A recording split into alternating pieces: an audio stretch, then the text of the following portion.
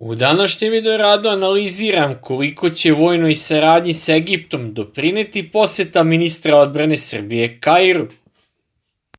Naime, juče je ministar odbrane Vučević obišao u okviru zvanične posete Arapskoj Republici Egipat odeljenje za borbena vozila u okviru kompleksa vojne industrije u Kairu.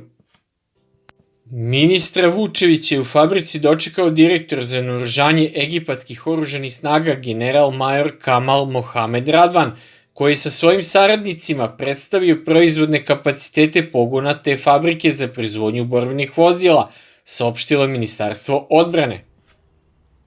Vučević je sa članovima delegacije Ministarstva i Vojske Srbije prisustvovao i prezentaciji koja se odnosila na aktuelne projekte i planove za razvoj novih, kao i prikazu nekih od proizvodnih aduta te fabrike.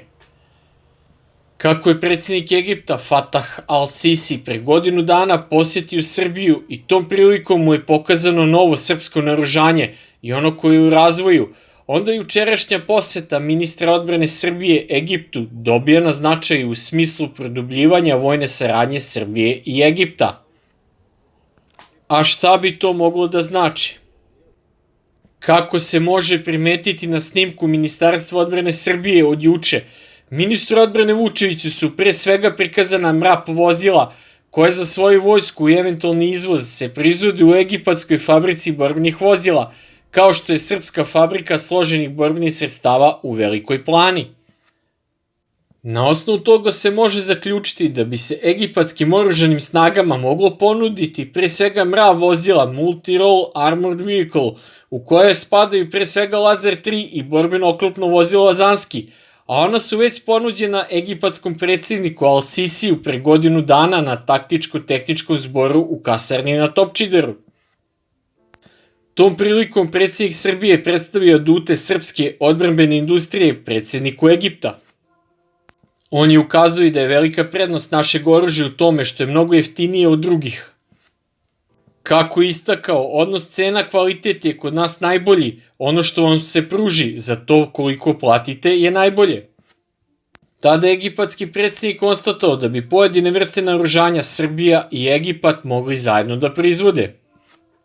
Vučić je na tu izjavu dodao da Lazanski još nije prodavan, a da se od njega mnogo očekuje, kao i da je Lazar 3 popularno oklopno borbeno vozilo, koje druge vojske već kupuju. I dodao je i to, pokazalo se dobro, sa manje razorne moći, ali i pokretljivije od Lazanskog. Ukazao je na samohodnu haubicu Nora B-52 koja je opremljena topom kalibra 155 mm i dometom većim od 40 km, kao najprodavaniji srpski složeni borbeni sistem u inostranstvu.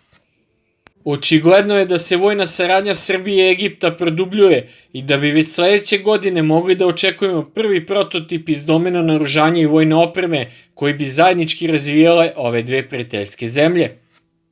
Šta bi to konkretno moglo da bude, ostaje da se vidi, jer ako se ne bude išlo na zajedničku proizvodnju novog borbenog oklopnog vozila Lazanski, mogla bi da se organizuje proizvodnja samohodnih top haubica Nora B-52 ili borbeno oklopnog vozila Lazar 3M u Egiptu za potrebe njihove armije i zajednički izvoz na treća tržišta, pre svega u Africi.